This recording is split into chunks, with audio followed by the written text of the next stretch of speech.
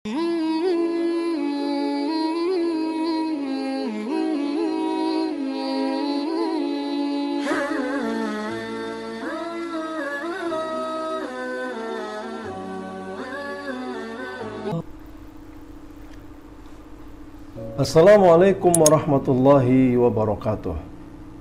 Hamdan wa syukran lillah, salatan wa salaman ala rasulillah, amma ba'd. Yang terhormat para pegiat ekonomi Islam, terutama rekan-rekan mahasiswa. Selamat berjumpa kembali pada mata kuliah Fikih Muamalah. Pada kesempatan ini kita akan membahas satu tema yang sangat penting untuk kita bicarakan. Tema ini adalah tentang hybrid kontrak, atau yang sering disebut dalam bahasa kita dengan istilah multi akad. Hybrid kontrak merupakan akad gabungan yang sesungguhnya dia itu merupakan penerapan dua atau lebih akad dalam satu transaksi sebagai kesatuan transaksi yang tak terpisahkan satu dengan yang lain. Perkembangan perekonomian dan juga macam-macamnya bentuk transaksi yang muncul di era sekarang ini menjadikan akad-akad yang tunggal tidak lagi bisa mengakomodir kebutuhan dan keperluan manusia tentang atau terhadap transaksi tersebut. Sebagai contoh, kalau kita misalnya membeli rumah, terkadang tidak hanya membeli rumah, itu ada plus asuransinya, kemudian ada plus misalnya adalah sewa keamanannya. Ketika kita memesan makanan dengan jasa GoFood, di sana juga tidak cukup satu kontrak, satu akad. Karena driver Gojek akan memberikan pinjaman terlebih dahulu, qard kepada kita untuk membeli barang yang kita pesan, makanan yang kita pesan. Nah, kemudian akad yang kedua adalah ijarah. Kita menyewa jasa driver Gojek tersebut untuk mengantarkan barang yang kita pesan ke rumah kita. Di sana ada dua transaksi. Transaksi qard, pinjaman, dan juga transaksi ijarah, sewa jasa dari jasa driver tersebut. Dan masih banyak contoh-contoh yang lainnya, yang itu tidak bisa dihindari dalam kehidupan ekonomi sekarang ini. Maka tema hybrid kontrak penting untuk kita bahas bersama. Baik, selanjutnya hybrid kontrak ini oleh para ulama disebut dengan beberapa istilah. Kalau dalam bahasa kita ada yang mengistilahkan dengan multi akad, sementara dalam bahasa Arab sering disebut dengan al-uqudul murakkabah. Ada juga sementara ulama yang menyebutnya dengan al-jam'u bainal uqud. Ada juga yang menyebutnya dengan damjul uqud. Tapi intinya sama, intinya adalah sebuah kontrak yang dibentuk dengan kontrak yang beragam. Satu, transaksi tetapi mengandung beberapa akad. Bisa 2, 3, atau bahkan lebih. Selanjutnya, definisi yang diberikan kepada hybrid kontrak atau al-uqudul muraqabah diantaranya adalah definisi yang disampaikan oleh Syekh Nazih Hamad. Beliau mendefinisikan hybrid kontrak ini kesepakatan dua pihak untuk melaksanakan suatu akad yang mengandung dua akad atau lebih, seperti jual beli dengan sewa menyewa, hibah, wakalah, qard, muzara'ah, syarf, yaitu penukaran mata uang asing, kemudian syirka, mudharabah, dan seterusnya. Sehingga semua akibat hukum akad-akad yang terhimpun tersebut serta semua hak dan kewajiban yang ditimbulkannya dipandang sebagai satu kesatuan yang tidak dapat dipisahkan sebagaimana akibat hukum dari satu akad. Jadi dengan bahasa yang lebih sederhana adalah dua akad yang terhimpun dalam satu transaksi atau 2 in 1, atau bisa juga 3 akad menjadi 3 in 1, 3 akad digabung dalam satu transaksi dan konsekuensi hukumnya tidak bisa dipisah-pisahkan satu dengan yang lainnya. Ini adalah salah satu definisi dari hybrid kontrak. Ada pula yang mendefinisikan sebagai himpunan beberapa akad kebendaan yang dikandung oleh sebuah akad baik secara gabungan maupun secara timbal balik, sehingga seluruh hak dan kewajiban yang ditimbulkannya dipandang sebagai akibat hukum dari satu akad. Ini adalah definisi yang disampaikan oleh Abdullah Al-Umrani. Beliau mempunyai satu kitab yang merupakan disertasi S3 beliau yang mengangkat tema Al-Uqudul Muraqabah, hybrid kontrak atau multi akad. Ini adalah definisi yang diambil dari tulisan atau disertasi beliau tersebut. Rekan-rekan mahasiswa dan para rekan pegiat ekonomi syariah, ada beberapa hadis yang zohirnya hadis ini melarang transaksi-transaksi tersebut. Setidaknya di sini akan kita lihat 3 hadis. Yang pertama adalah hadis yang diriwayatkan oleh Imam At-Tirmidzi, Abu Dawud, dan Imam Ahmad dari sahabat Abu Hurairah radhiyallahu anhu. Beliau bersabda, "Naha Rasulullah an bai'ataini fi bai'atin." Rasulullah SAW melarang 2 akad jual beli dalam satu transaksi jual beli. Rekan-rekan sekalian, hadis ini secara zahir melarang jual beli 2 in 1. 2 transaksi, 2 jual beli, 2 akad dalam satu transaksi. Akan tetapi para ulama ketika menjelaskan hadis ini, penafsiran mereka berbeda-beda.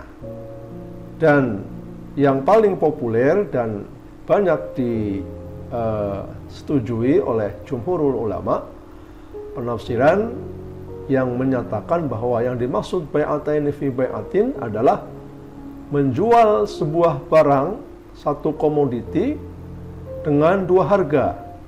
Itu harga tunai, kemudian harga kredit. Keduanya berbeda. Harga tunai misalnya 1 juta, kemudian harga kreditnya 1,5 juta. Tetapi kemudian ketika transaksi tidak ditentukan, pembelinya memilih akad yang mana? Memilih akad tunai atau akad kredit. Nah, kalau pembeli menentukan saya beli dengan tunai, maka tidak termasuk bai'ataini fi bai'atin. Atau dia mengambil saya beli dengan kredit, maka dia tidak, transaksi tersebut tidak termasuk bai'ataini fi bai'atin. Kemudian hadis yang berikutnya, ini hadis dari Abdullah bin Mas'ud yang diriwayatkan oleh Imam Ahmad. Nah, Rasulullah SAW an safqataini fi safqatin wahidah. Rasulullah melarang dua transaksi dalam satu transaksi. Ini maknanya sama ya dengan bai'ataini fi bai'atin. Nah, kemudian hadis yang ketiga, ini hadis yang bisa kita hadirkan. Sebenarnya ada hadis-hadis yang lain, tetapi kami rasa cukup 3 hadis dulu. Hadis ini juga hadis yang derajatnya sahih, diriwayatkan oleh Imam Ahmad dari Amr bin Shu'aib, ya, dari kakeknya an jaddihi. Ada 4 bentuk transaksi yang dilarang oleh Rasulullah SAW. Yang pertama adalah bai'ataini fi bai'atin, 2 transaksi dalam satu transaksi, 2 jual beli, 2 akad dalam satu akad transaksi. Kemudian bai'in wa salafin, jual beli dengan pinjaman. Kemudian ribhi ma lam yadman, keuntungan yang tidak bisa dijamin keberadaannya ya oleh keberadaan barangnya, dia tidak menjamin tapi dia mengambil keuntungannya. Kemudian wa'an bai ma laisa indak, menjual belikan sesuatu yang tidak ada di miliknya, tidak ada di sampingnya. Nah, bagaimana dengan perbedaan para ulama tentang hybrid kontrak ini? Sebagian ulama ada yang membolehkan dengan dalil al-aslu fil muamalat al-ibahah illa ayyadulla dalil ala tahrimiha. Asal muasal pergaulan dan hukum kebendaan di antara manusia itu hukumnya adalah boleh, kecuali ada dalil yang mengharamkannya. Berbeda dengan urusan ibadah, al-aslu fil ibadati al-haram. Hukum asal dalam ibadah itu adalah haram dilakukan ya, kecuali ada dalil yang membolehkannya. Jadi sholat itu tidak bisa kita menambah-nambah sholat yang lain, kecuali ada dalil yang membolehkannya. Akan tetapi kalau muamalah ini kebalikannya, semua dibolehkan kecuali ada dalil yang melarangnya. Kemudian dalil yang berikutnya adalah surah Al-Maidah ayat pertama, ya ayyuhalladzina amanu aufu bil uqud, wahai orang-orang yang beriman penuhilah akad-akad atau janji-janji. Sementara ulama yang mengharamkan, mereka berdalil dengan 3 hadis yang tadi kita sebutkan di atas. Rekan-rekan yang berbahagia, macam-macam bentuk hybrid kontrak. Ada 4 yang bisa kita sajikan pada kesempatan ini. Yang pertama adalah hybrid kontrak yang mukhtalitoh. Artinya akad-akad itu tercampur satu dengan yang lainnya, kemudian memunculkan nama baru. Sebagai contoh misalnya ada yang disebut dengan bai istighlal. Bai istighlal ini merupakan percampuran dari 3 akad. 2 akad jual beli dan 1 akad ijarah. Ada juga jual beli tawarruk, yaitu percampuran 2 akad jual beli. Nah, kemudian 1 akad jual beli lagi kepada pihak yang ketiga. Dia akad-akad yang muncul tadi berbeda-beda, tetapi penyebutannya, istilahnya, namanya juga diberikan dengan nama yang berbeda. Kemudian yang kedua, ini adalah hybrid kontrak yang mujtami'ah dengan nama akad yang baru, tetapi penyebutan namanya dengan nama akad yang lama, seperti sewa beli atau bai takjiri. Ini hybrid kontrak yang memunculkan produk baru tetapi dengan nama yang lama. Kemudian yang ketiga, hybrid kontrak yang akad-akadnya tidak bercampur dan tidak melahirkan nama akad baru, tetapi nama akad dasarnya tetap ada dan dipraktikkan dalam satu transaksi. Ini yang ketiga ya. Kemudian yang keempat, hybrid kontrak yang mutanaqidah, akad-akadnya berlawanan, dan ini yang dilarang ya dalam syariat Islam. Nanti contohnya kita akan jelaskan. Baik, berikutnya syarat dibolehkannya hybrid kontrak. Jadi sebenarnya sesuai dengan penafsiran hadis-hadis di atas dari para sahabat Nabi dan para ulama, maka sesungguhnya hybrid kontrak ini secara hukum asalnya dibolehkan ya dengan syarat-syarat sebagai berikut. Pertama, tidak ada nas yang melarang, tidak ada hadis yang melarang. Contohnya apa yang dilarang secara jelas dalam hadis? Contohnya adalah bai'in wa salafin, jual beli dan pinjaman. Karena tidak ada kejelasan di situ, jual beli berbeda dengan pinjaman, dan itu bisa membuka pintu kepada riba ya. Kemudian yang kedua, tidak digunakan sebagai modus atau pembuka pintu riba. Jadi kalau akad-akad yang ada di situ itu sebenarnya digunakan sebagai modus supaya riba itu menjadi boleh dengan akad-akad tersebut ya, seperti bai' al-ainah, maka itu dilarang, diharamkan. Nah, kemudian yang ketiga, syaratnya tidak memiliki konsekuensi hukum yang bertolak belakang.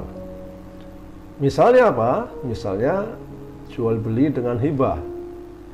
Itu sesuatu yang berbeda. Jual beli itu adalah transaksi yang muawadah, pertukaran barang. Penjual memberikan komoditinya, pembeli memberikan uangnya sebagai harga. Tetapi kalau hibah itu bukan akad muawadhah, dia tabarruat. Ya, dia adalah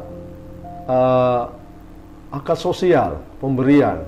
Nah, kalau baik dengan hibah, jual beli dengan hibah itu mutanaqidah, berlawanan, maka itu tidak dibenarkan. Nah, ini tiga syarat ya yang membolehkan dilaksanakannya atau dilakukannya hybrid kontrak. Baik, selanjutnya contoh aplikasi hybrid kontrak di era modern saat ini. Contoh yang di antara lain adalah ijarah muntahiyah bitamlik atau yang juga disebut bai' ta'jir, kemudian musyarakah mutanaqisah, ada juga musyarakah muntahiyah bitamlik, kemudian al-kafalah wal ijarah, al-qard wal ijarah, kemudian murabahah wal wakalah, kemudian yang lain-lainnya diantaranya adalah GoFood dan juga transaksi-transaksi yang lainnya. Saya kira itu yang penting untuk kita sampaikan pada kesempatan yang singkat ini. Kurang lebihnya mohon dimaafkan.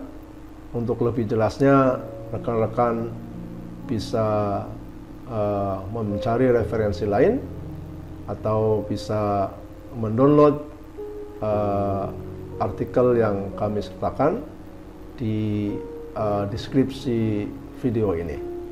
Demikian, mudah-mudahan bermanfaat. Hadza wa sallallahu ala nabiyyina Muhammadin wa ala alihi washabbihi ajmain. Ma'atumut taufiq wan najah.